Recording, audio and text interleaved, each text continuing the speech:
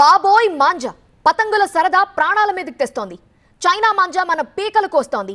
పోలీసులు హెచ్చరిస్తున్నా జనం పట్టించుకోవట్లేదు. ఒక్కరు ఇద్దరు కాదు, పదుల సంఖ్యలో జనం బాధితులుగా మారుతున్నారు. ఒక బ్రేకింగ్ న్యూస్ మనకు అందుతోంది. పోలీస్కి కూడా తీవ్ర గాయాలయ్యాయి చైనా మాంజా వల్ల. హైదరాబాద్ ఉప్పల్లో ఏఎస్ఐ నాగరాజు మెడకి చైనా మాంజా తగిలి తీవ్ర గాయమైంది.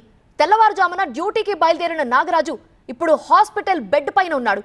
నల్లకుంట పోలీస్ స్టేషన్లో పనిచేస్తున్న ఏఎస్ఐ నాగరాజు ఎగ్జిబిషన్ గ్రౌండ్ లో డ్యూటీ కోసం ఉప్పల్లో తన ఇంటి నుంచి బయలుదేరాడు.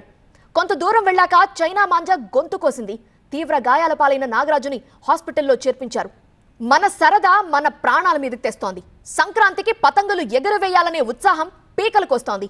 చైనా మాంజా వల్ల పక్కవాడి పతంగని కోయొచ్చు అనే ఆలోచన మన పీకలకొస్తోంది.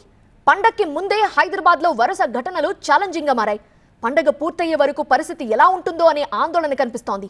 హైదరాబాద్ ఉప్పల్లో ఏఎస్ఐ నాగరాజు మెడకు చైనా మాంజా తగిలి తీవ్ర గాయమైంది. తీవ్ర గాయాల పాలైన ఏఎస్ఐ నాగరాజుని హాస్పిటల్లో చేర్పించారు. చైనా మాంజా వల్ల తీవ్ర గాయాల పాలై హాస్పిటల్లో చేరిన వారి దృశ్యాల్ని మీరు టీవీ9 స్క్రీన్ మీద చూస్తున్నారు. ఎంతమంది చైనా మాంజా వల్ల వెలవెల్లాడుతున్నారో మీరు గమనించొచ్చు.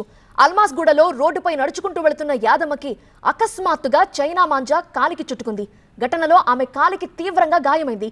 స్థానికులు వృద్ధురాల్ని సమీపంలోని ప్రైవేట్ హాస్పిటల్కి తరలించారు. ఇక గచ్చిబౌలిలో చైనా మాంజాతో సాఫ్ట్వేర్ ఉద్యోగి హాస్పిటల్ పాలయ్యాడు. గచ్చిబౌలి నుంచి హఫీజ్పేట వైపు బైక్ పై వెళ్తున్న చైతన్యకి గాయాలయ్యాయి.